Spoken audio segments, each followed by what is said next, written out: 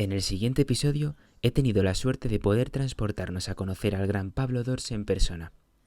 Puesto que aún carecemos de los recursos, la grabación fue algo rudimentaria. He trabajado la imagen y el audio todo lo que me ha sido posible para que disfrutes tanto como yo de esta entrevista mágica con Pablo Dors. Allá vamos. Hoy tenemos con nosotros a un amigo del desierto, alguien que ha encontrado en el silencio un oasis de paz, alguien que con su biografía del silencio consiguió acercar a más de 150.000 almas al descubrimiento del camino interior e invitarnos, con la humildad del que no sabe nada, pero está abierto a todo, a oír juntos de la hipnosis de la cultura, a pararnos más, callar más, escuchar más y mirar más, a desarrollar nuestra mirada contemplativa. Bienvenido a Juego con Sentido. Empezamos.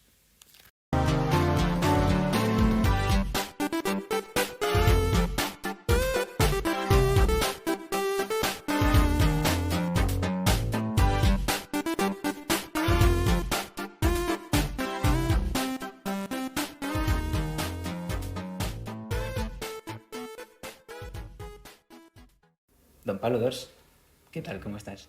Muy bien. ¿Qué tal tú? Muy bien, muchas gracias. Bueno, gracias por venir, pero en realidad gracias por invitarnos a tu Dors Cueva.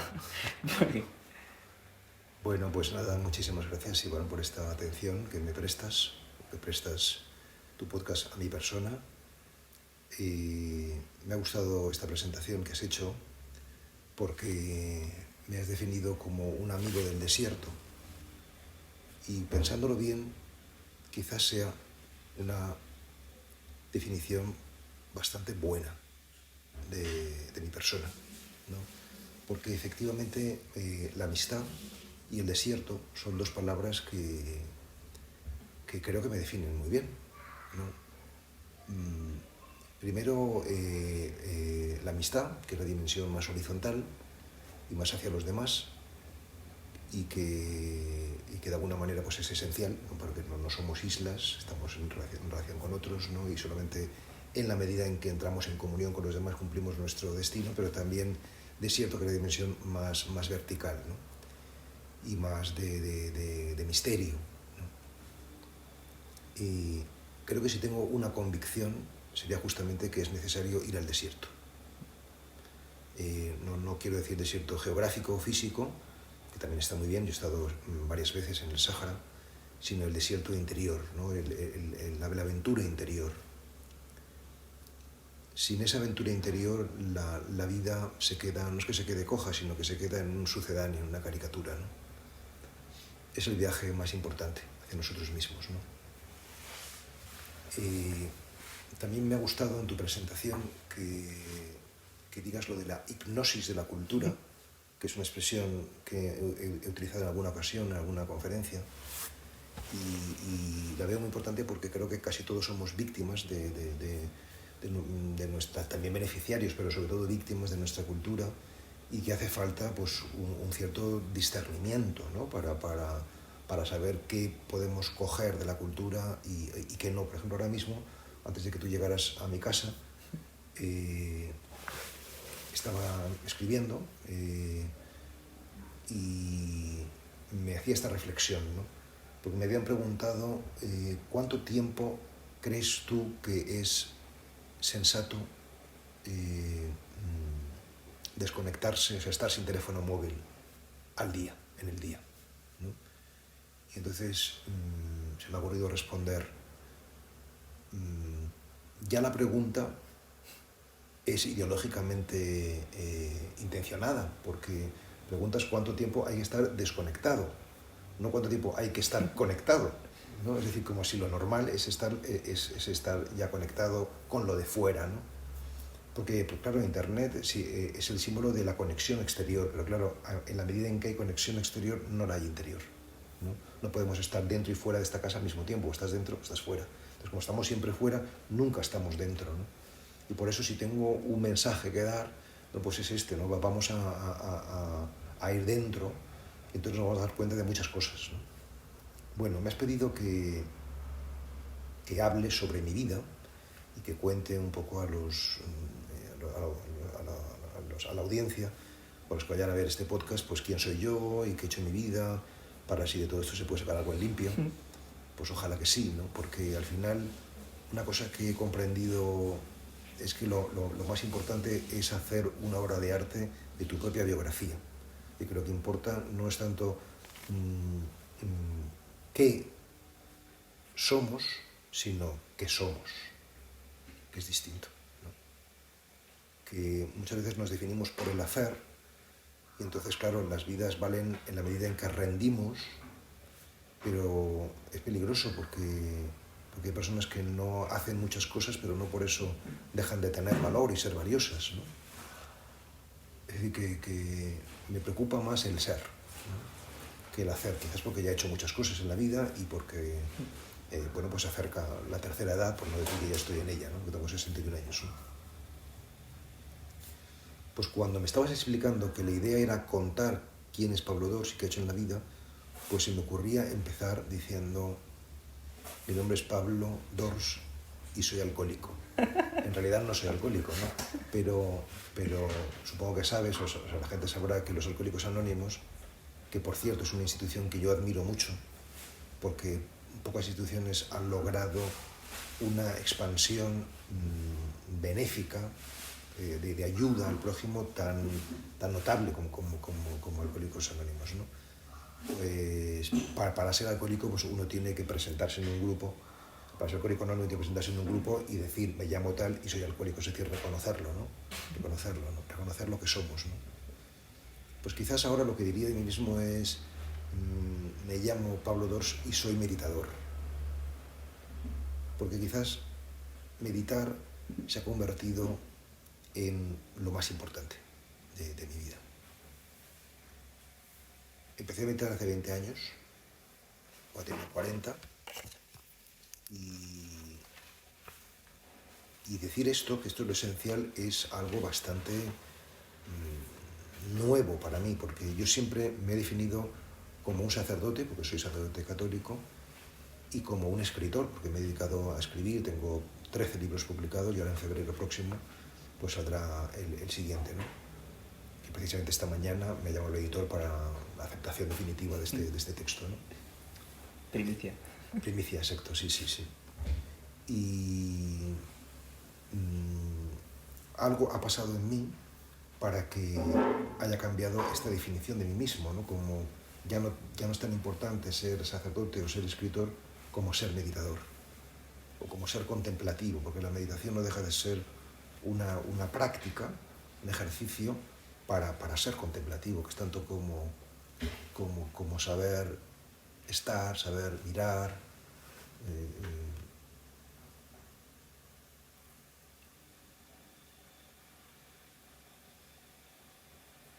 saber ser, ¿no? Bueno, pues quizás lo más interesante sea contar algunas anécdotas de mi vida, ¿no? Puedes hacerlo como tú quieras, pero si quieres empezar un poco para que la audiencia, desde dónde naces, para contextualizarlo y cómo llegas hasta aquí.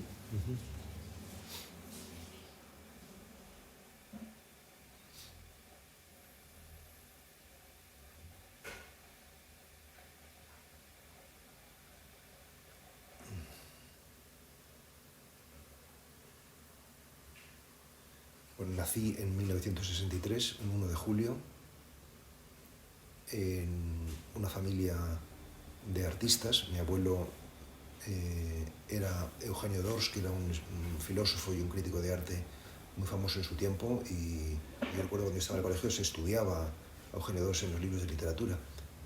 Y mi familia ha estado muy marcada por el arte y por el pensamiento. En mi casa había pues 15.000 libros cuando yo nací, imagínate lo que es eso, ¿no? Es decir, y luego somos 7 hermanos y todos nos hemos dedicado de un modo u otro al mundo del arte, ¿no? Pues hay una hermana que es escultora, mi hermano Luis es director de teatro, Juan hace música, Mauricio es diseñador gráfico, Carlos pintor, Alfonso ceramista y yo escritor. O sea que nos hemos repartido todas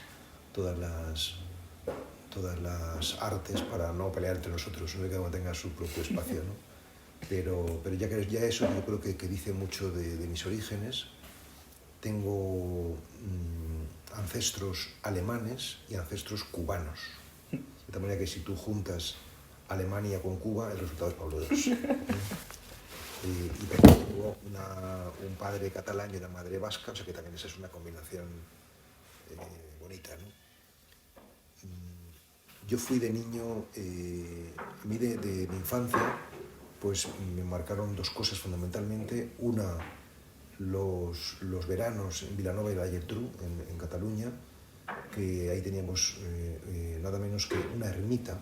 Mi abuelo vivió los últimos años de su vida en una ermita marinera, muy cerquita de la playa, y murió allí. Y bueno, pues mi familia heredó esta casa y todos los veranos, los largos veranos de la infancia los pasábamos allí. Y si hay un lugar en el mundo, pues es Vilanova y la Geltrú, sobre todo la ermita de San Cristóbal, que está en la parte alta de una esquina de la ciudad, ¿no? Y voy mucho porque mis padres están enterrados allí y porque, bueno, en Barcelona está mi editorial y tengo muchos conocidos allí, mucha gente que quiero, ¿no? Y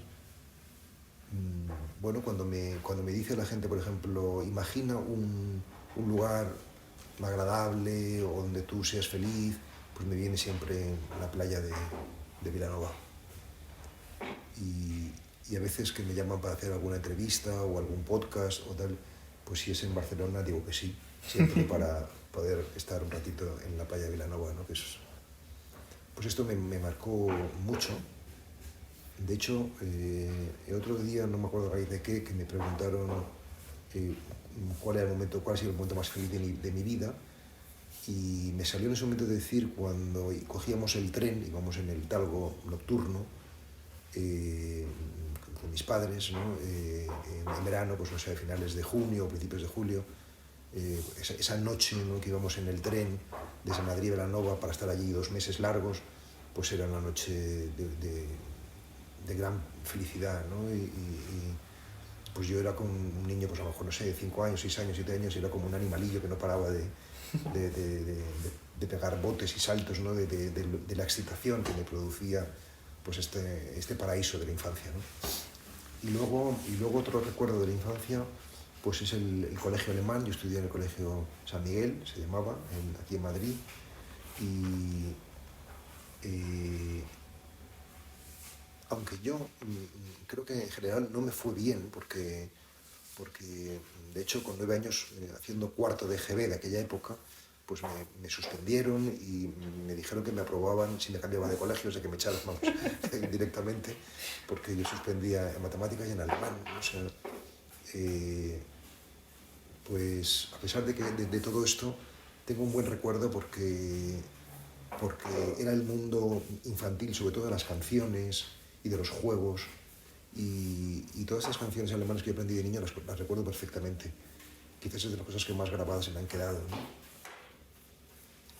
Bueno, y luego, por contar algo también de mi adolescencia, pues, y en la adolescencia fui a un colegio que se llama el Colegio de Caroli, un colegio laico, que está por el barrio de Argüelles, que era el barrio de mi infancia también.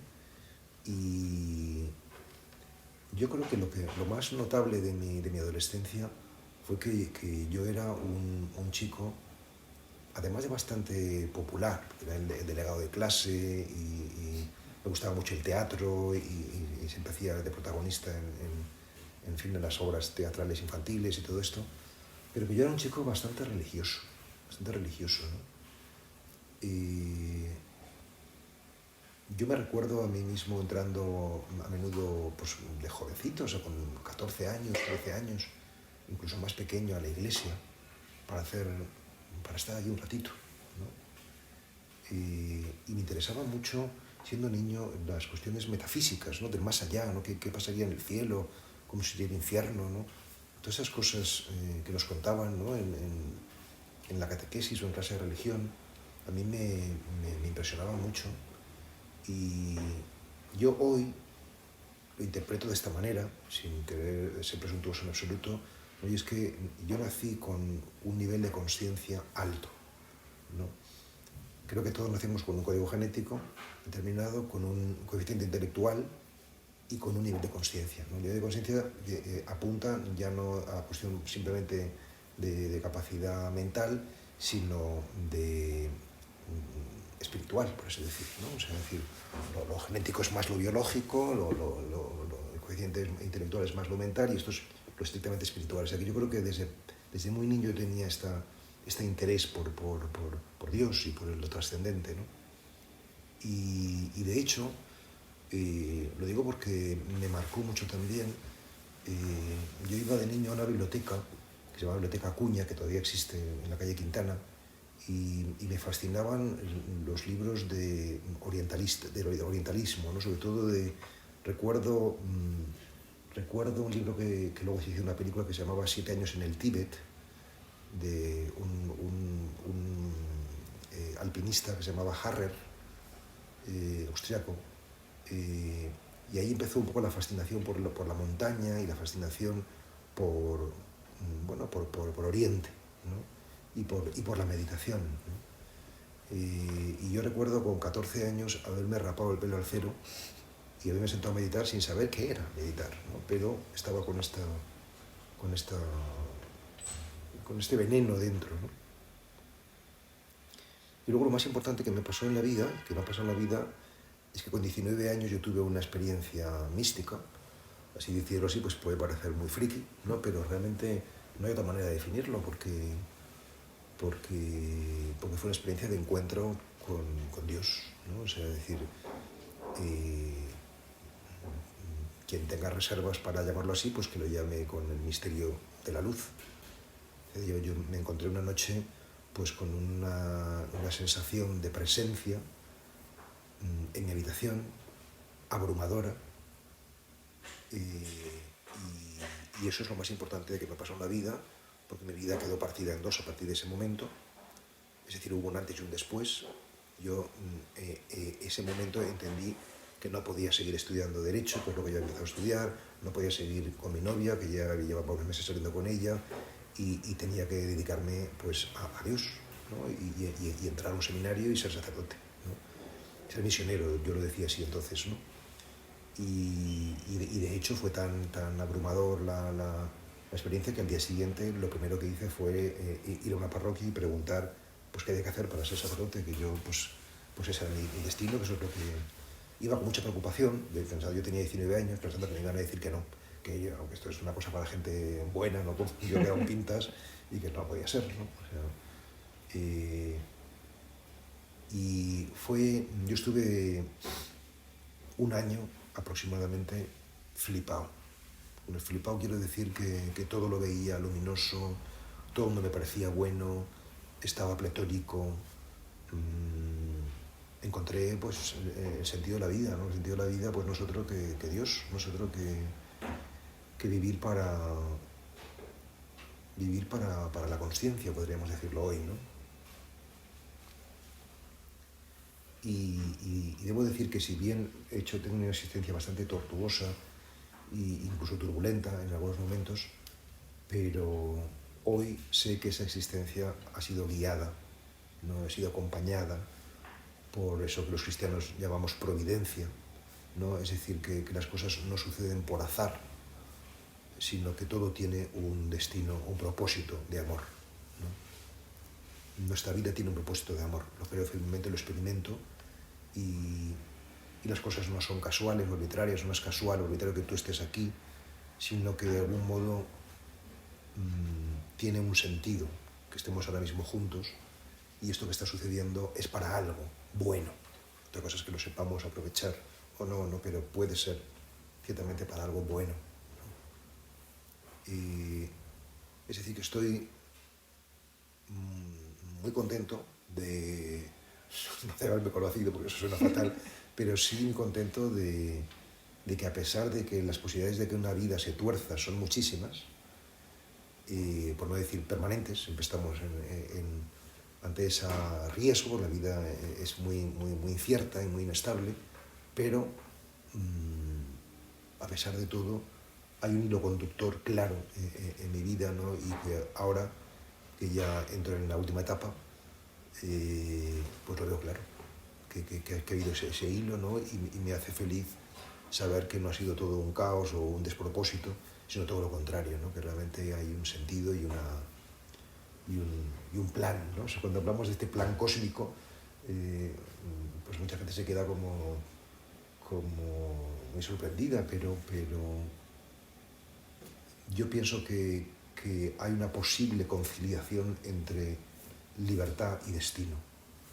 Pero vamos, eso sería un poco teórico, especulativo empezar a hablar sobre ello, ¿no? Pero ciertamente para mí son casi sinónimas libertad y destino, ¿no? Bueno, es decir, que somos más libres cuanto más cumplimos nuestro destino y menos cuanto más nos queremos separar de él, ¿no? Y mi experiencia del seminario la relato en un libro de los míos que se titula Entusiasmo.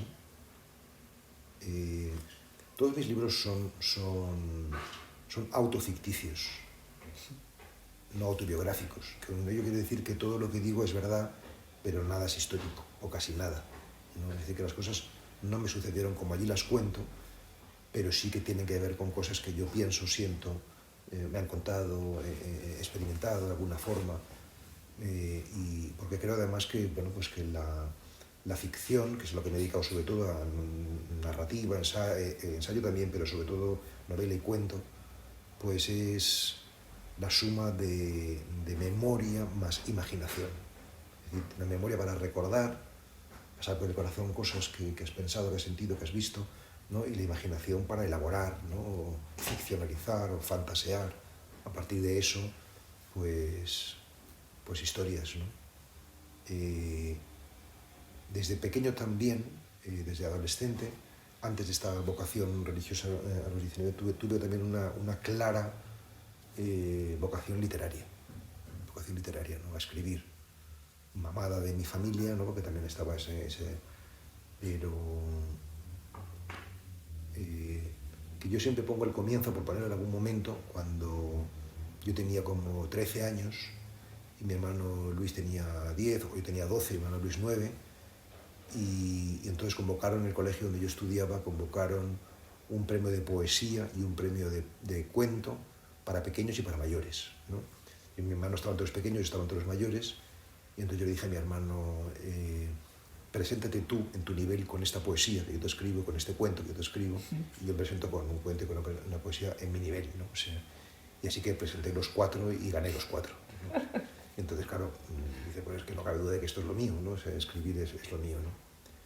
Y recuerdo que a partir de ese año, como si yo fuese una especie de Cyrano de Bergerac, al acabar el curso, estaba entonces la costumbre, que yo supongo ya no existirá, porque ahora ya todo está con los móviles y tal, pero de que nos escribíamos en las carpetas, pues como dedicatorias, ¿no? Unos a otros, ¿no? Y bueno, pues como yo escribía bien, pues muchos chicos, compañeros, me pedían que yo escribiese las frases para las chicas, ¿no? Evidentemente para intentar algún tipo de enganche, ¿no? De unos con otros, ¿no?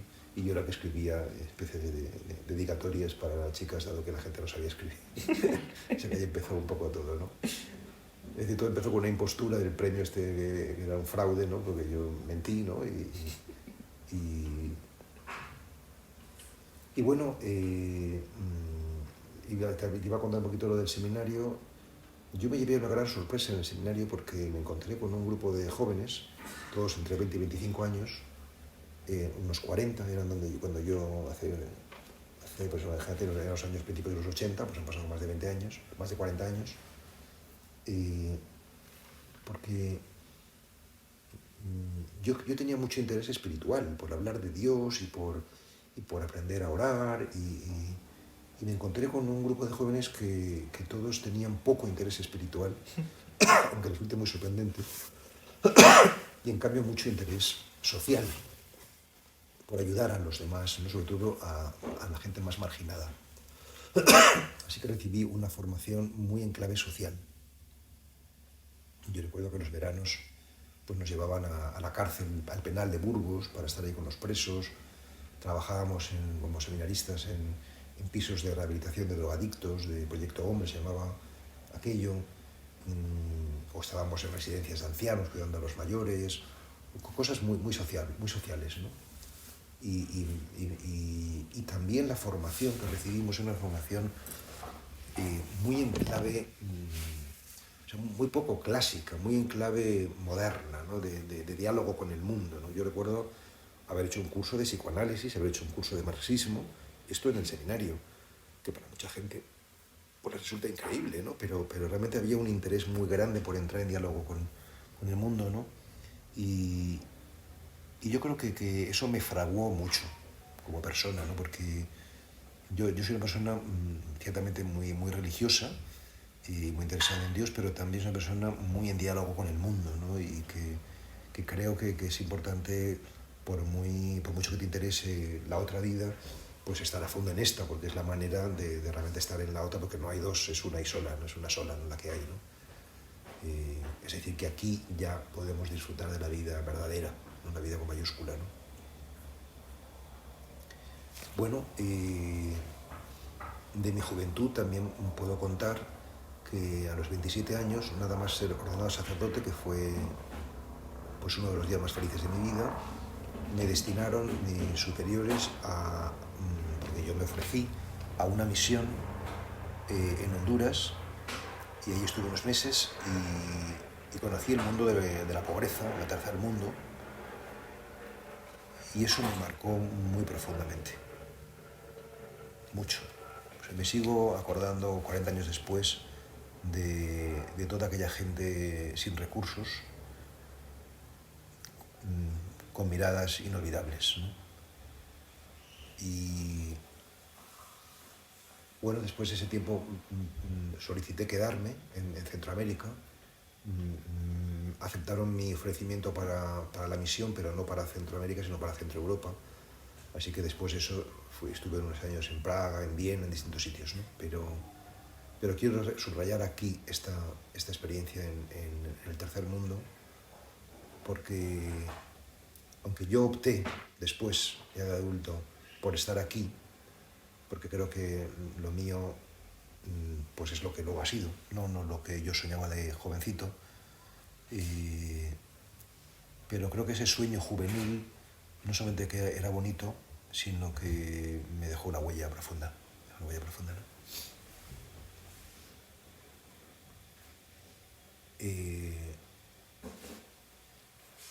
¿Qué más?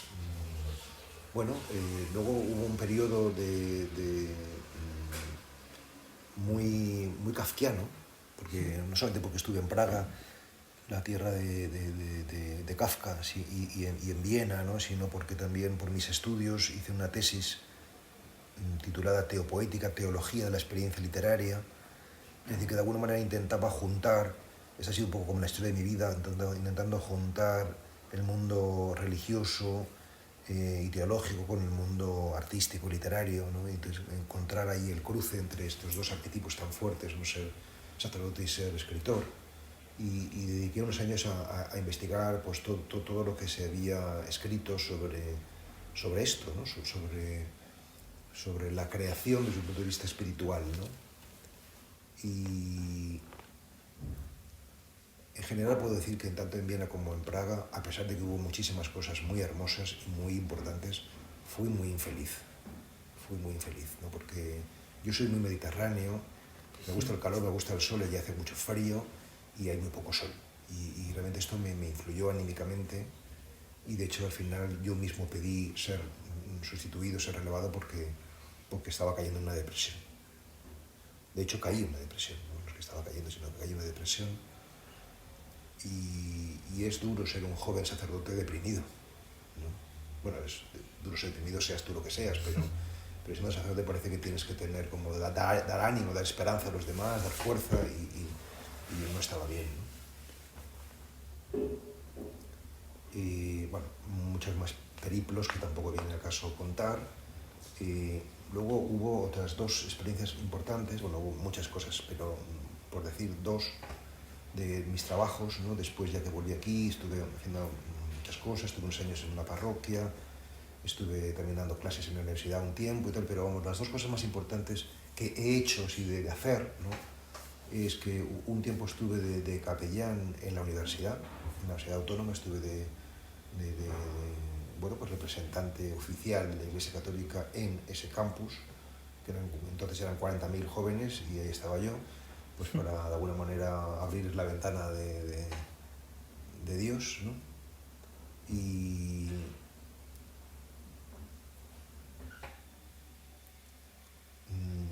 en el recuerdo me parece hermoso todo lo que vivimos. Yo tenía mucha también pasión por la cultura, ¿no? Y entonces eso era lo que transmitía, porque directamente con Dios o con la cuestión eclesiástica pues no había enganche. Con la mayoría de la gente había algún grupito pequeño, sí, pero entonces hicimos una aula de teatro, hicimos un club de lectura, hicimos tantas cosas, ¿no? Vamos, yo recuerdo, por ejemplo, un club del ensayo donde yo seleccioné, no sé, los 30 40 ensayos más importantes de la historia, desde el Capital hasta el origen de las especies, hasta el psicoanálisis, la interpretación de los sueños, a todos los textos más importantes de la cultura, y hacíamos debates con los grupos de universitarios. Era un experimento precioso, precioso, la verdad, ¿no? Y eso yo creo que me marcó mucho, ¿no? En aquella época también empecé a escribir en el periódico, crítica cultural, en la Gracia Cultural, sobre todo literatura centroeuropea, que es lo que a mí me interesaba más, ¿no? Y yo estaba buscando un poco mi personaje dentro del mundo religioso, pero en la cultura, ¿no? Y por tanto, pues no metido en una institución, un convento, sino en diálogo con la sociedad, ¿no? Y luego la otra actividad que me ha marcado mucho fue 10 años como capellán hospitalario. En el Ramón y Cajal estuve 10 años atendiendo a enfermos y sobre todo moribundos, porque claro, llaman al sacerdote cuando alguien se está muriendo, o llamaban, porque yo creo que acá llaman menos, o piden menos el servicio religioso. Y entonces, pues, he visto a mucha gente morir, más de un centenar de personas, en mis brazos o en mi presencia. Y eso marca mucho, ¿no? Y aprendí muchas cosas de la vida atendiendo a los enfermos, ¿no? ¿Cómo te marcó? ¿Qué aprendiste? Pues lo podría resumir en 2 o 3 cosas. Una primera, que tenemos miedo a morir porque no hemos vivido. Es decir, que si hubiésemos vivido, no tendríamos miedo a morir. O sea, que lo que pues nos agarramos a la vida, no porque la gente sea escéptica o no creyente, que desde luego también influye, tienes visión espiritual, pues entregas la vida con más facilidad que si piensas que esto es todo lo que hay, claro, sino porque no estás contento, no estás satisfecho con lo que has vivido y piensas que te quedan cosas por hacer o por vivir, y por eso te agarras, ¿no? Pero que si realmente has vivido lo que estabas llamado a vivir, pues no tienes tanto problema en soltar, ¿eh? Porque ya lo has vivido. Es como si tú culminas una carrera, pues ¿para qué vas a seguir corriendo si ya lo has culminado, ¿no? O sea, que ya has hecho tu parte, ¿no? O sea, que esto, ¿no? O sea, que es muy importante, que también aprendí que morimos como vivimos.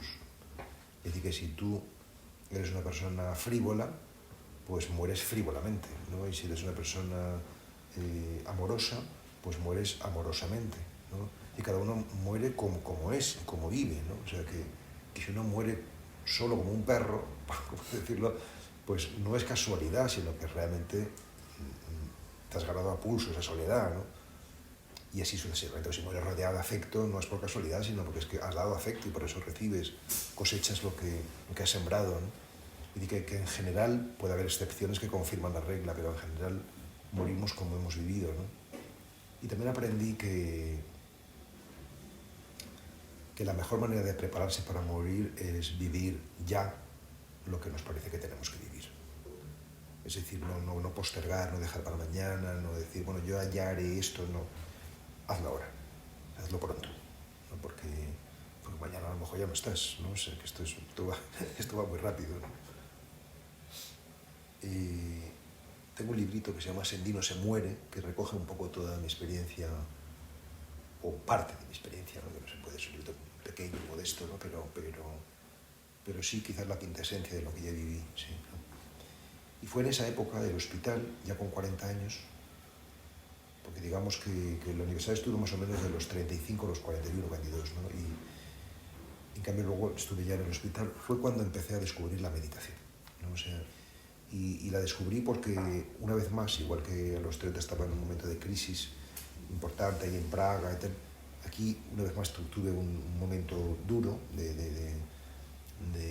bueno, pues de conflicto personal, y Y cuando se te derrumba lo de fuera, pues necesitas buscar dentro, ¿no? Y entonces fue cuando empecé con la meditación. Primero en el budismo zen, a pesar de ser yo cristiano, católico, pero no encontré al principio en el cristianismo los recursos para hacer el silenciamiento interior. En cambio sí que los encontré en el budismo, donde son más claros, más evidentes, ¿no? Porque el cristianismo se ha articulado sobre todo en clave de palabra y de acción, ¿no? De catequesis, pensamiento, teología y misión, ayuda a los otros, pero no tanto en interioridad, ¿no? Y por eso lo descubrí en el budismo y estuve 7 años con distintos maestros zen, con 3 maestros zen. De uno de ellos, de una de ellas, fui discípulo formal y fue durísimo, fue durísimo. Bueno, de ahí nace este libro de Biografía de Silencio, nace de estos años de práctica zen. Fue durísimo porque me costaba mucho estar quieto y callado. Es decir, no tenía serenidad interior, sino que realmente era un neurótico. Estaba desquiciado, a pesar de ser una persona religiosa, ¿no? Pero como creo que está desquiciado casi todo el mundo, francamente. O sea, que creo que poca gente vive en paz y reconciliada consigo mismo, ¿no? Yo realmente empecé con la meditación porque mi vida no funcionaba.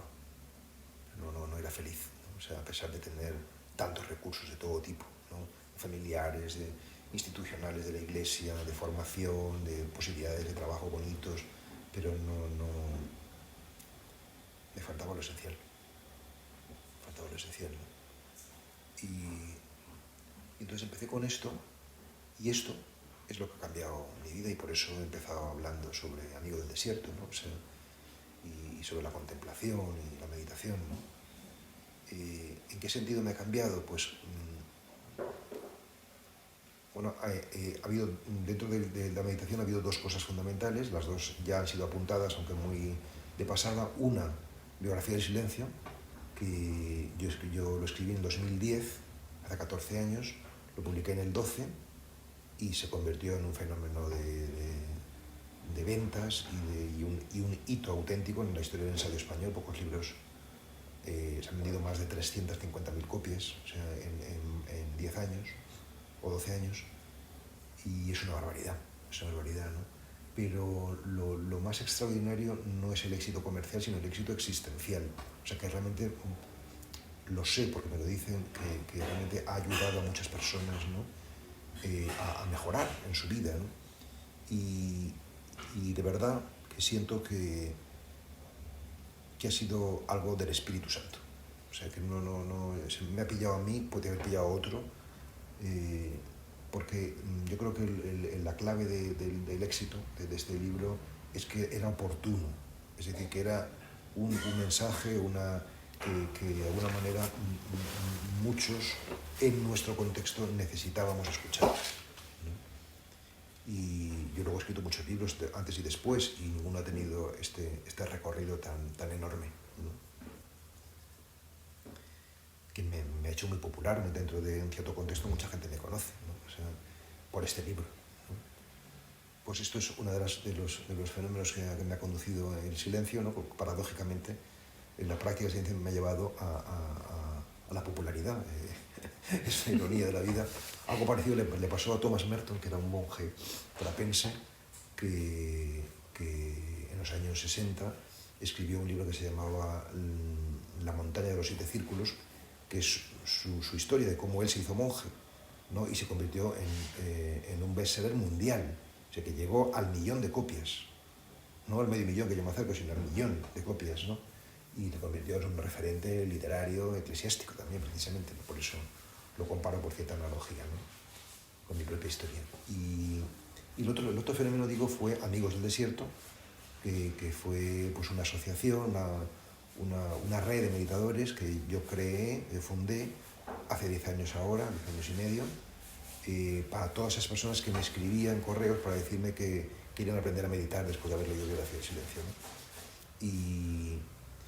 Y Y bueno, pues esta red, que ahora pues es mi trabajo fundamentalmente, ya dejé el hospital y ahora me dedico a apoyar a esa red, es decir, a enseñar a la gente a meditar. Ha ido creciendo en estos 10 años y ahora, perdona, ahora pues somos un montón de gente, somos casi 2.000 personas en más de 100 grupos, sobre todo en España, pero también en Latinoamérica, ¿no? Sobre todo en México, en Argentina y en Colombia también, en otros sitios, pero sobre todo en estos países, ¿no? Y yo viajo a América Latina todos los años un par de veces y apoyo a estos grupos que van surgiendo, ¿no? Entonces, ¿cuál es mi propuesta? Pues mi propuesta es una meditación, es decir, una práctica de silencio desde una tradición, que es la tradición cristiana o la tradición de los padres y madres del desierto, ¿no? Dentro del cristianismo, la primera corriente espiritual que surgió fue en los siglos II, III y IV, fueron hombres y mujeres que dejaron las ciudades de Siria y Egipto y se fueron al desierto, ¿no? Y ese ha sido el movimiento espiritual dentro del cristianismo más importante, ¿no? Y nosotros, Amigos del Desierto, pues retomamos ese impulso de hace pues casi 20 siglos o 18 siglos, ¿no? Porque creo que de alguna manera lo que hace falta es esto de nuevo, ¿no? Volver a lo interior, ¿no? No estar tan abducidos por lo externo, ¿no? Y es una propuesta, yo la llamo de espiritualidad integral.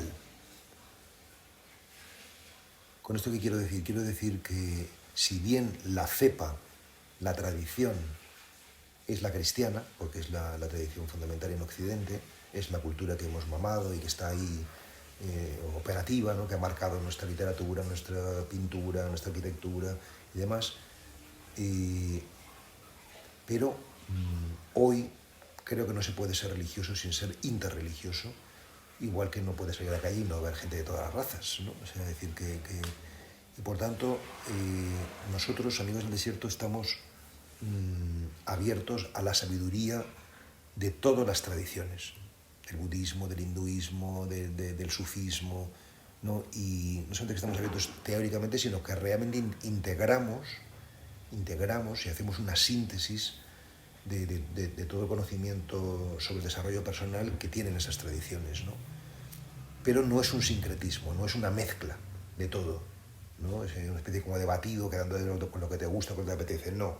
Es desde una tradición integras, ¿no? Pues todo lo que se puede integrar y que realmente es interesante, ¿no? Porque yo creo que es posible hacer una síntesis, o sea, pero también es necesario tener unas raíces y vivir en un lugar. O sea, tú puedes comer comida italiana, comida china, comida japonesa y disfrutar de todas ellas, pero tienes tu comida española, ¿no? Que es la que normalmente disfrutas más porque es la tuya, ¿no? O sea, la que estás más acostumbrado, ¿no? Pero no te priva de comer de otras, ¿no? Y de tener un menú más variado, ¿no? Y por tanto también, en fin, más enriquecido, ¿no? Pues yo pienso que con el patrimonio espiritual pasa algo parecido, no hay que tomar esta metáfora o esta analogía en sentido estricto, o con el tema de viajar, o sea, tú vives en un lugar, pero puedes conocer otros muchos sitios, ¿no? Y luego si tú ves una cosa que te gusta, yo qué sé, la arquitectura sueca, ¿no? O la manera de construir las casas que tienen en los países nórdicos y luego la incorporas, pero estás aquí, ¿no? Estás en tu ámbito, ¿no? Yo creo que con la dimensión filosófica o cultural o espiritual pasa algo parecido, o sea que no tiene sentido vivir encerrado, ¿no? en lo propio, ¿no? Y es más, la persona verdaderamente espiritual es la persona más abierta y con menos prejuicios, ¿no? Yo suelo decir que cuando somos niños somos egocéntricos, cuando vamos madurando somos etnocéntricos, es decir, ya no solamente yo, sino yo y los míos, ¿eh? Mi familia, mi país, mi iglesia, mi universidad, mi parroquia, mi grupo, ¿no? De referencia, ¿no? Y la mayoría de la gente está en eso, ¿no?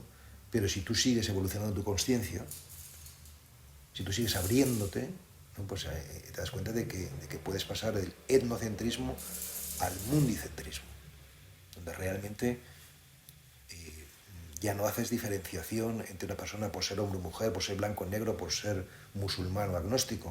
O sea, que tratas a todo el mundo exactamente igual, ¿no? Que es como Jesús de Nazaret trataba a la gente. O sea, que le daba igual que fuese una prostituta reprobada por la sociedad de su tiempo, que fuese un representante del poder imperial romano, que fuese un sabio fariseo judío. Se trataba a todos como personas, ¿no? Y yo creo que el nivel de conciencia, el nivel espiritual se mide precisamente por eso, ¿no? O sea, porque no necesitas autoafirmarte en lo propio, sino que realmente no hay nada que defender, sino todo por compartir, ¿no? Y bueno, pues en eso estoy, ¿no? O sea, habría una última cosa, además de alguna cosa que tú me quieras preguntar, por hacer este resumen de mi biografía, que sería que hace pocos años ha nacido lo que llamo Tabor, que es un proyecto dentro de Amigos del Desierto de monacato secular, de monjes en el mundo, ¿no? Somos un grupito, todavía pequeño, 10, 15 monjes,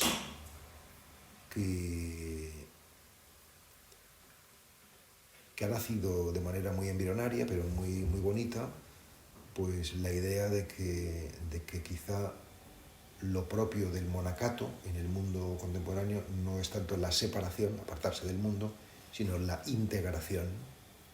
Es decir, tener una vida realmente contemplativa en medio del mundo. Es decir, cada uno puede tener su trabajo, puede tener su familia, pero realmente nuestro centro no es el hacer, sino el ser, ¿no? Y por tanto no planteamos una fuga mundi, marcharnos del mundo, sino una fuga mundi intermitente. Es decir, nos marchamos y volvemos todos los años 7 veces. Esa es la propuesta, ¿no? Y todos los días 7 veces. O sea, que hay 7 momentos al día donde tenemos conexiones con nosotros mismos, conexión con el cuerpo, conexión con la mente, conexión con el alma, conexión con los demás, conexión... y luego 7 momentos, 7 retiros al año, 7 momentos donde nos apartamos y donde realmente desconectamos, ¿no? Porque yo he comprendido y he experimentado que si no te desconectas de verdad quiere decir que de verdad durante una semana, por ejemplo, estás sin teléfono, ¿no?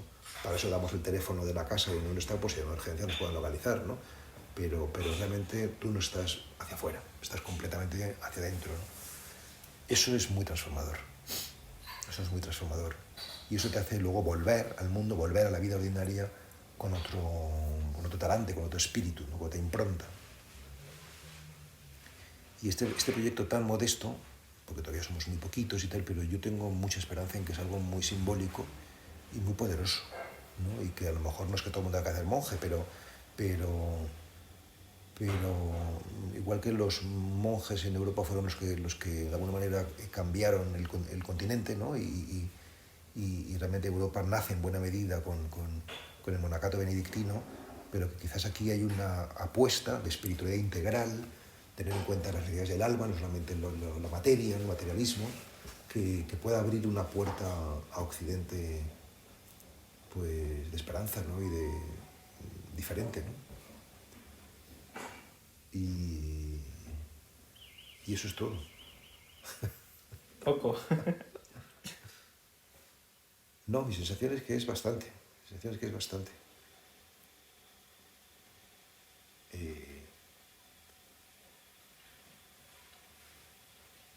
Empiezo ahora una etapa nueva. Soy consciente de que estoy en una etapa, en un momento de inflexión, de cambio profundo. He tenido estos últimos, por lo menos 5 años, si no más, de mucha promoción, actividad, digamos, de divulgar o difundir el silencio, la meditación, en talleres, en cursos, en retiros, en semanas formativas, en todo tipo porque me llaman instituciones muy diversas, desde universidades hasta colegios, hospitales, en fin, centros de yoga, todo tipo de personas. Y ahora creo que voy a entrar en una etapa más serena, porque me he dado cuenta de que el mejor servicio que podemos prestar a la humanidad es nuestro crecimiento interior. Entonces el peligro de hacer demasiadas cosas es que, por mucho que yo sea muy disciplinado y que dedico pues 3-4 horas diarias a lo espiritual, pues siento que tengo que dedicar más y menos a hacer podcast. Que bueno, que sí, que hay que hacer alguno, pero quizás no sea necesario tanto.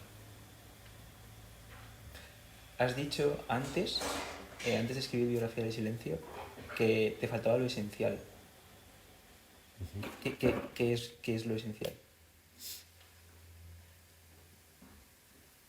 Lo esencial es Dios, aunque también podríamos decir que lo esencial somos nosotros mismos, ¿no? O sea, porque en definitiva, quizás el principal descubrimiento que da la meditación es que el conocimiento de Dios es el autoconocimiento. Que si tú te conoces a ti mismo, conoces a Dios, aunque a lo mejor no lo llames así, porque tu cosmovisión pues es agnóstica o es atea, no sé, pero aunque yo creo que es muy difícil que uno se dedique al mundo del espíritu, es decir, al mundo de lo invisible, de lo intangible, si no cree en el espíritu, si no piensa que hay algo más que lo material, ¿no? O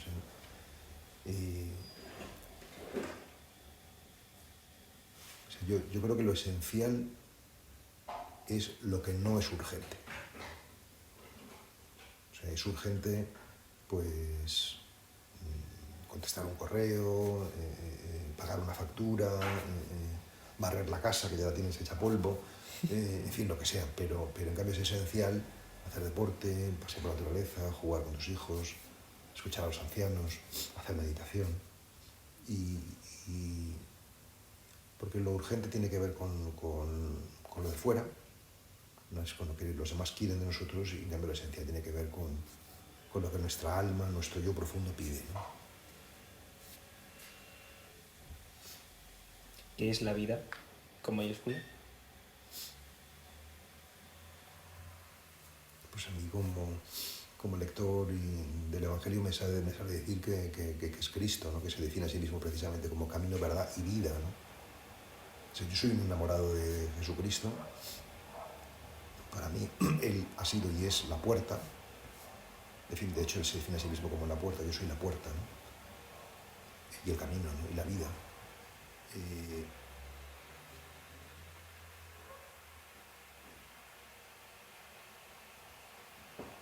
Para mí, desde luego, la palabra vida tiene mucho que ver con Dios.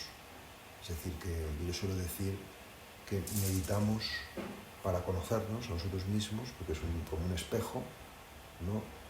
¿Para qué hay que conocerse? Para amarse, porque no podemos amar lo que no conocemos. ¿Por qué es importante amarse? Porque si no nos amamos no podemos amar a los demás, porque nadie puede dar lo que no tiene. Y porque es importante amar a los demás para estar vivos, para estar en la vida, ¿no? Porque si no amas a otros, pues no te enteras de qué va la vida, ¿no? ¿Y para qué es importante la vida? Pues para vislumbrar o intuir o barruntar algo del misterio de Dios, ¿no? Porque si no estás en la vida, todo lo que digas sobre Dios será ideológico, será doctrinal, pero no alimentará el alma, ¿no? Entonces, pues casi diría que el mejor sinónimo o uno de los mejores sinónimos de Dios es vida o conciencia, ¿no? Yo quería entrevistarte, tenía muchas ganas porque mi sensación es que a veces es muy difícil para gente joven entender esto del autoconocimiento. Del autoconocimiento. Sí. Quizás a veces porque no lo vemos pragmático, por ejemplo, dicotomías como, y ahí un poco la pregunta, ¿no? Con tu experiencia, ¿qué es lo que crees que perdemos cuando, por ejemplo, hablas mucho de expectativas versus esperanza? ¿Cómo casa el ser pragmático con toda esta idea del autoconocimiento en un mundo como el actual, que lo que busca es que realmente como que espera cosas de nosotros, ¿no? Que tenemos que conseguir cosas? O sea, es una pregunta muy interesante, aunque tiene varios perfiles, ¿no? Yo creo que no hay nada más pragmático o más práctico que conocerse uno mismo. Es decir, ¿por qué? Porque solamente si te conoces puedes amarte. nadie puede amar lo que no conoce, es imposible, ¿no? Es decir, y solamente si te amas, ¿no? Podrás hacer las cosas bien. O sea, si no tienes autoestima, pues lo que hagas será lamentable. O sea, porque lo harás para quitártelo de encima, ¿no? O sea, es decir, que de verdad que no hay nada más útil y más funcional que estar bien con uno mismo, verdaderamente, ¿no? Es decir, por supuesto que está muy bien tocar el piano, pero está muy bien saber arreglar un ordenador, o sea, pero si sabes arreglarte a ti mismo y sabes tocar tu alma, pues es que es mucho mejor. ¿Por qué? Porque si sabes hacer eso, lo que hagas estará bien hecho, sea una cosa u otra, ¿no? Es decir, que yo suelo poner siempre el ejemplo del compás. Si tú tienes la punta del compás bien hincada o bien pinchada, el otro polo del compás hará siempre círculos hermosos y perfectos. Pero si no estás bien centrado, que no sabes quién eres y estás ahí dando vueltas, pues los círculos que haga, lo que haga será desgarbado y no tendrá sentido, ¿no? Desde ahí la importancia de estar en nuestro centro, ¿no? Que eso es lo que es meditar, ir a nuestro centro, ¿no? Entonces, es verdad que la sociedad no pide esto de nosotros, no pide eso de nosotros, la gente más joven, ¿no? Pero es verdad que toda la gente que ha hecho cosas importantes en este mundo ha sido un poco contracultural. O sea, ha hecho una propuesta diferente de lo que había, ¿no? Es decir, que de alguna manera tienes que desmarcarte del rebaño para, no sé, si eres un pintor, pues tienes que hacer algo nuevo, ¿no? Si eres un escritor, lo mismo, si eres un científico, lo mismo. Es que está muy bien, en fin, en lo comunitario, pero también es imprescindible, pues, ser tú mismo, ¿no? O sea, buscar lo más genuino, lo más singular, lo más propio tuyo, ¿no? Y no sé si responde esto a tu pregunta. Igual es difícil, pero imagina que no hubieses hecho esta vida que has hecho. Quiero decir, vamos a poner un ejemplo como una persona como yo, ¿no? ¿Qué es lo que tú has aprendido, muy relacionado con esto del autoconocimiento, que dejarías de perder si no lo hubieses hecho? No sé si te entiendo. Es decir, una persona de mi edad que no haga, por ejemplo, durante su vida un desarrollo en el autoconocimiento, con tu experiencia después de haber hecho la otra vida, Ya. ¿qué es lo que podrías decir que habrías perdido si no lo hubieses hecho?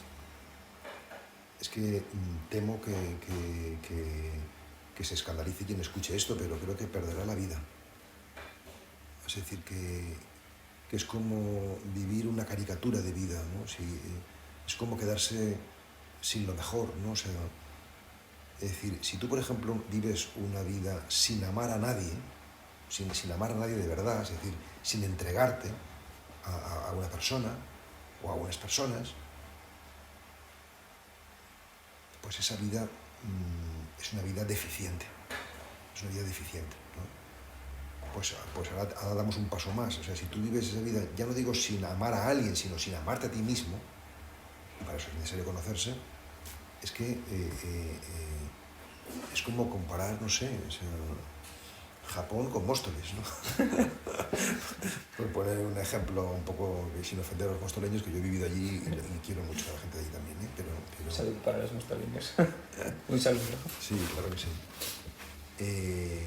Entonces, o sea, yo creo que este camino espiritual o este camino de autoconocimiento no hay que mirarlo como algo raro, como algo, no sé, psicológico, o algo religioso. O sea, que la religión, la psicología son caminos para acceder al misterio del ser persona, ¿no? de ser quienes somos, ¿no?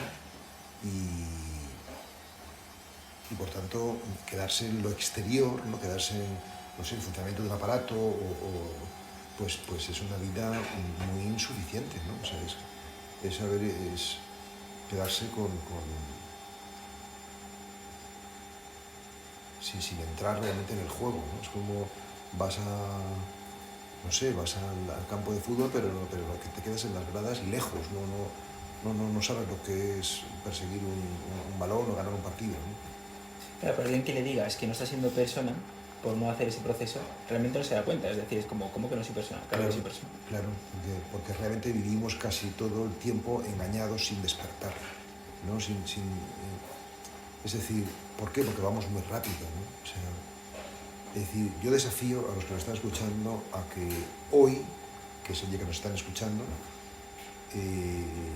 hagan algo despacio.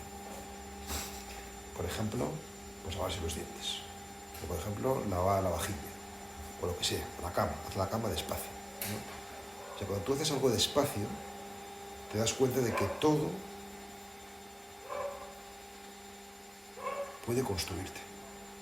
O sea, mientras que si vas rápido pensando lo siguiente, entonces, ¿para qué es este camino del despertar? Para darte cuenta de que estás rodeado de posibilidades de realización que normalmente porque estamos presionados y porque estamos engañados, estamos viviendo una ilusión, nos parece que vivimos, pero no estamos viviendo, estamos despiertos, dormidos, ¿no? Es decir, que este es un camino para ser consciente, ¿no? Y no solamente para ser consciente, sino para establecerse en la consciencia, ¿no? Para estar siempre despiertos, siempre aquí y ahora, no quién sabe dónde, ¿no? Que claro que los locos no saben que están locos, ¿no? Claro que... Pero eso no significa que no lo estén, ¿no? O sea, si no lo ves, pues ese es el problema, ¿no? O sea, que es como si tú no ves más que esta habitación, pero es que esta habitación está en una casa, esta casa está en un barrio, este barrio está en una ciudad, esta ciudad está en un país, este país está en un continente, y así sucesivamente, ¿no? Y entonces, pues vivimos entre cuatro paredes, nos parece que la vida es esto, pero la vida no es simplemente esto que tienes en tu narices, sino que es mucho más, que no ves porque estás programado para no verlo, pero este camino espiritual justamente lo que busca es una reprogramación neuronal, algo que rompa este esquema mental y nos haga entrar en otro orden, ¿no? Sé que también va a ser difícil, pero alguien que esté dormido, ¿cuál es el primer paso?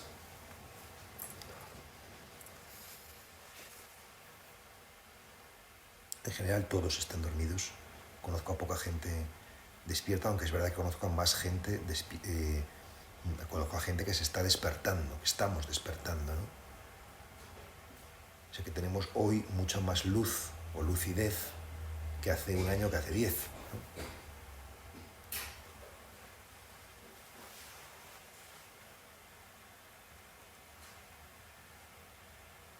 Yo creo que si alguien está escuchando esto y todavía no ha apagado el ordenador o el teléfono, es porque tiene la semilla dentro de la búsqueda espiritual. Y si no, no soportaría todo este discurso. Parecería una cosa muy friki. O sea, no le interesaría. Y por tanto se trata de mirar ese anhelo interior, ¿no? Que te hace escuchar esto, de lo que estamos hablando, ¿no? Es decir, que yo suelo decir que tenemos deseos, instintos y un anhelo. El instinto se ve al cuerpo, los deseos a la mente y el anhelo al alma. Y tú puedes tener tus deseos y tus instintos bien satisfechos, pero sin embargo no ser feliz o sentir que te falta algo, porque te falta justamente esta dimensión más profunda, ¿no? Entonces, ¿cuál es el primer paso? Pues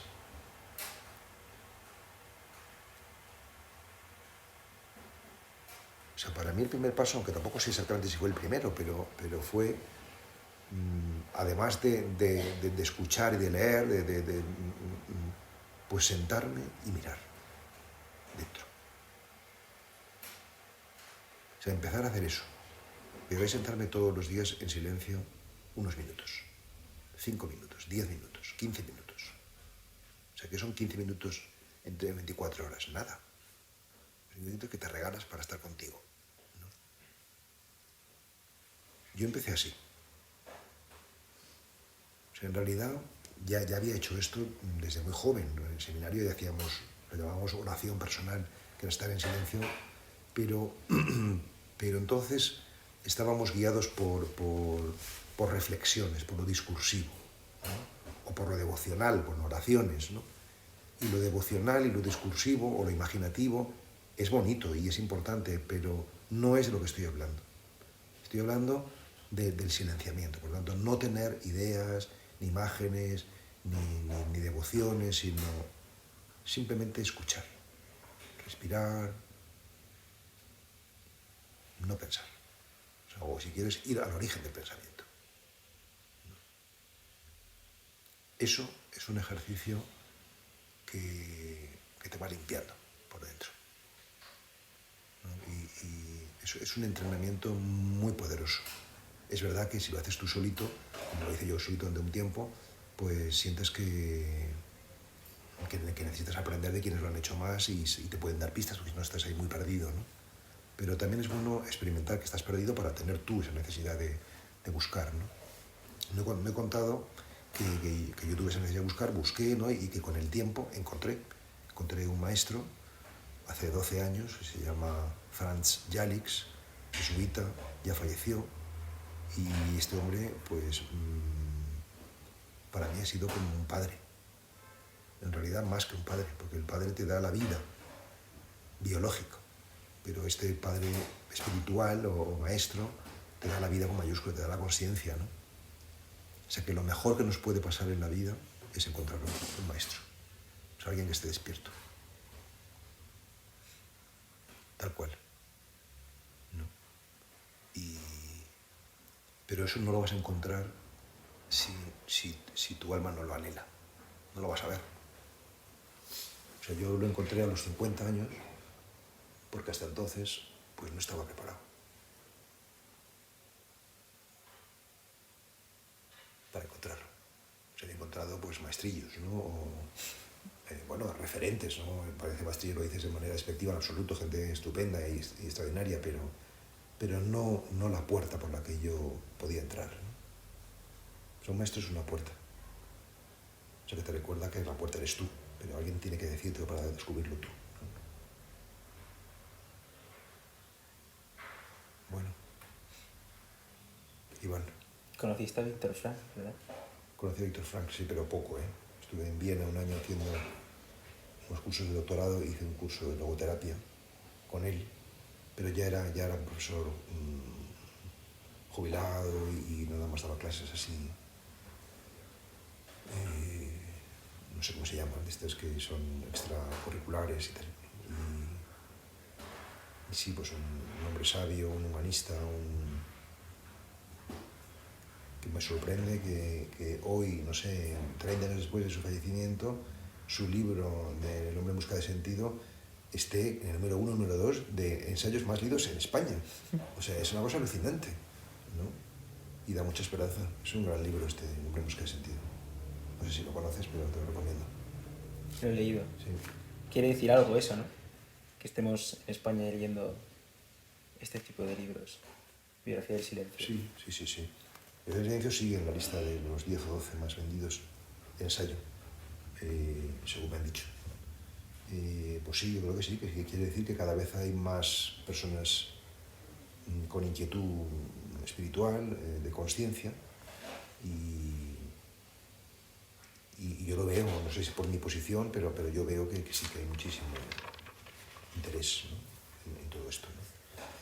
Vamos a tener que dejarlo pues a las 6:15. Si quieres, las últimas preguntas de Venga. qué es el éxito y... Es un poco, si quieres, dilo como tú quieras, pero para gente como yo, que tiene todavía toda la vida por construir, ¿qué es para ti el éxito y la felicidad? Y si son serendipia o están relacionadas o no, en función de todo lo que has aprendido.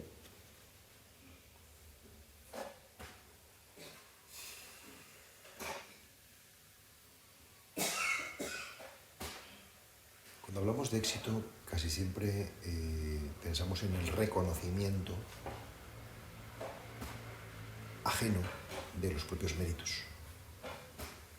Y yo creo que buena parte de nuestra energía la gastamos, yo la he gastado así, buena parte de mi energía buscando ese reconocimiento o ese éxito, ¿no? Y llega un momento, consiguiéndolo en buena medida o sin conseguirlo, pero llega un momento donde te das cuenta que realmente tu felicidad, que es por lo que estás preguntándome, no depende en absoluto del reconocimiento, y por tanto toda la energía que invertimos en eso, aunque es comprensible, pero es energía en buena medida perdida, ¿no? O sea que realmente el verdadero éxito es convivir serena y alegremente contigo mismo. Este es el verdadero éxito. Es decir, que te lleves bien contigo, que para amar basta una persona, que eres tú. Es decir, si realmente te amas a ti mismo, vas a irradiar amor a los demás necesariamente, porque el amor es expansivo, ¿no? Y si es verdadero amor, claro, si es egoísmo, pues es otro egotismo todavía más patético, ¿no? Pero entonces el éxito y la felicidad es que es lo mismo, es amarse a uno mismo, ¿no? Porque quien se ama a sí mismo ama a Dios y ama a los demás, y quien ama de verdad a los demás ama a Dios y se ama a sí mismo. Es decir, que las tres fuerzas de los otros, uno mismo y Dios, es la misma, aunque en nuestra mente lo veamos como cosas diferentes, ¿no? Entonces yo subrayo el tema de la uno mismo porque es más fácil empezar por uno mismo que por los demás o por Dios, ¿no? O sea que mejor empezar por la propia casa, ¿no? Que no por la casa ajena, ¿no? Y que muchas veces pues la gente ha entendido el amar a los demás como el autosacrificio, ¿no? Y eso pues ha tenido un precio muy caro en la vida de la gente, ¿no? Se ha dado cuenta de que no funciona, ¿no? O sea que es importante ayudar, pero no a costa de tirarse trastos a uno mismo, ¿no? O sea,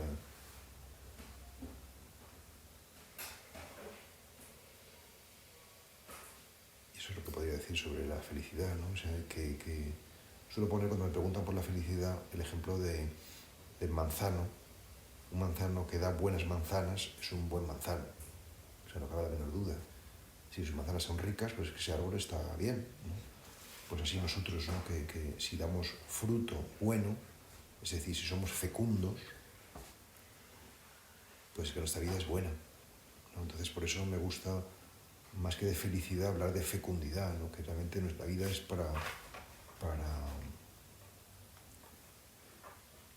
ser alimento para otros, ¿no?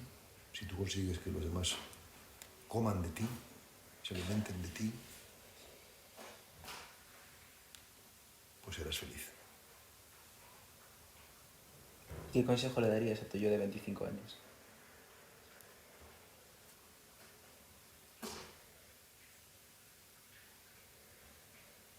Pues quizás esto mismo que estamos hablando, ¿no? O sea, que no buscara tanto fuera, ¿no? Es en el reconocimiento público, social, en el prestigio, en mi caso, pues literario, ¿no? En los logros, o en fin, en lo externo. O sea, es decir, que focalizara más en lo interior, ¿no? En el autoconocimiento, en la búsqueda de Dios, o cada uno como lo quiera formular, ¿no? Pero a mí me habría gustado, cuando yo tenía 25 años, haber tenido un maestro más. Tuve mis maestros, uno a los 20, otros 30, pero más o a lo mejor es que yo no estaba preparado, ¿no? Pero que me hubiese cogido más de la oreja, o sea, que me hubiese obligado más a darme cuenta, ¿no? Que no me hubiese dejado tan suelto y tan libre, ¿no? Pero bueno, sé que necesitamos meter la pata, equivocarnos y hacer nuestro periplo, ¿no? O sea, pero vamos, si yo me tuviese a mí mismo ahí con 25 años, me pondría las pilas bien. O sea, le diría muchas cosas e intentaría no solamente decírselas, sino apoyarle. Y ahora hemos empezado un grupo en Amigos del Desierto, que lo llamamos Jóvenes del Desierto, y que son gente entre 18 y 35 años. Y yo se lo dije el otro día, o sea, yo quiero estar con vosotros a muerte. Es decir, que realmente podéis llamarme cuando queráis y yo quiero estar a vuestra disposición, o sea, porque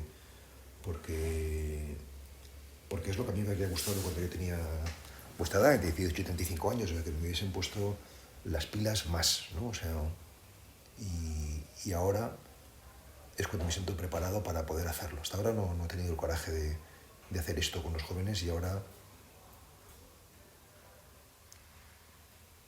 con toda modestia, pero con toda rotundidad, creo que puedo hacerlo. ¿Qué 2, 3 cosas concretas le dirías? Lo has dicho que dirías muchas, pero...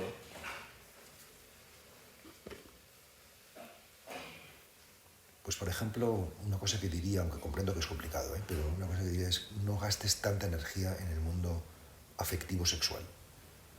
O sea, porque claro, el mundo de la sexualidad y de la afectividad pues es muy poderoso en general, pero en la juventud de manera particular, ¿no? O sea, y entonces ahí hay un montón de energía derrochada, o sea, que se pierde una cantidad de tiempo y de fuerza y de brutal, ¿no? Y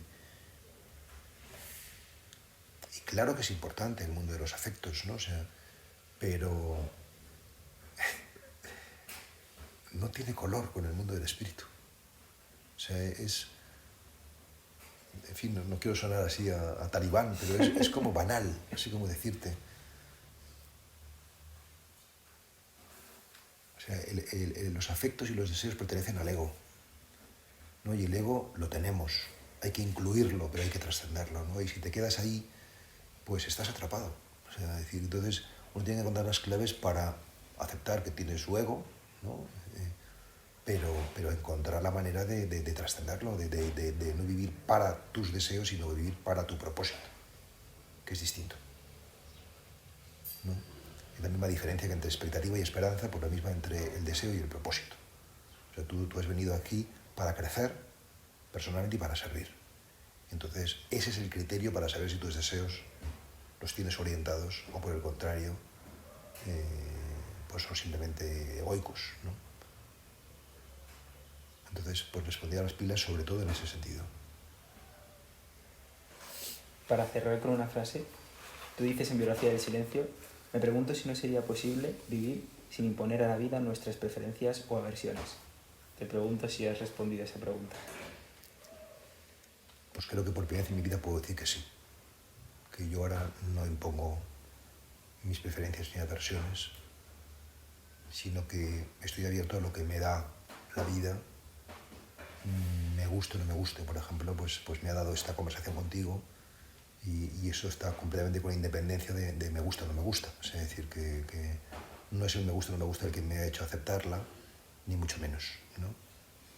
Es decir, que sí que se puede vivir más allá de las propias preferencias o aversiones, porque yo lo estoy experimentando desde hace no tanto tiempo, pero lo estoy experimentando, ¿no?